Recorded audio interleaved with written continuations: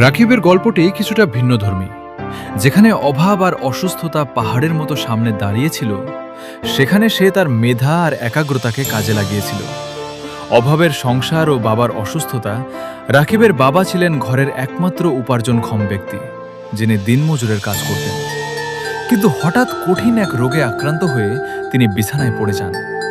Doctor জানান অপারেশনের জন্য অনেক টাকার প্রয়োজন, যা জোগাড় করা রাকিবের পরিবারের জন্য অসম্ভব ছিল। ঘরে নুন আনতে পান্তা ফুরায়, সেখানে এত টাকা কোথা থেকে আসবে, এই চিন্তায় রাকিব দিশেহারা হয়ে পড়ে।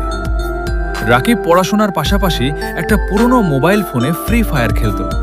তবে সে এটাকে শুধু বিনোদন হিসেবে নেয়নি। সে খেয়াল করল বর্তমানে ই স্পোর্টস বা গেমিং টুর্নামেন্টগুলোতে বড় অঙ্কের প্রাইজ মানি দেওয়া হয়। সে নিজের খেলার দক্ষতা বাড়াতে কঠোর পরিশ্রম শুরু করে। বন্ধুদের ফোনে হটস্পট নিয়ে সে রাত জেগে প্র্যাকটিস করত।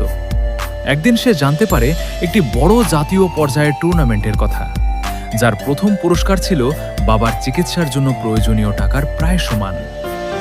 রাকিব তার সর্বোচ্চ দিয়ে টুর্নামেন্টে অংশ নেয়। একাগ্রতা। সে প্রতিটি ম্যাচ খুব বুদ্ধিমত্তার সাথে খেলে। দলগত কাজ।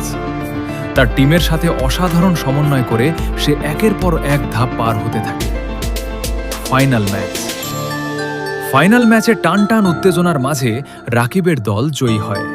টুর্নামেন্ট থেকে পাওয়া পুরস্কারের টাকা দিয়ে রাকিব দেরি না করে তার বাবার অপারেশনের ব্যবস্থা করে।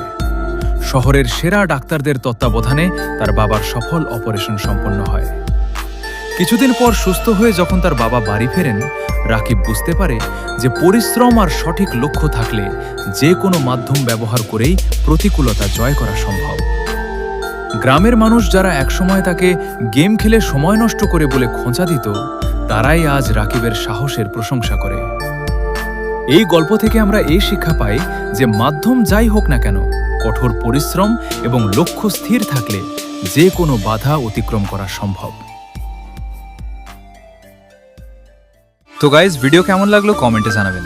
আর এই রকমই ভিডিও পেতে আমার চ্যানেলটি সাবস্ক্রাইব করুন। দেখা হচ্ছে নতুন কোনো ভিডিওতে। সেই পর্যন্ত ভালো থাকবেন, সুস্থ থাকবেন। ধন্যবাদ।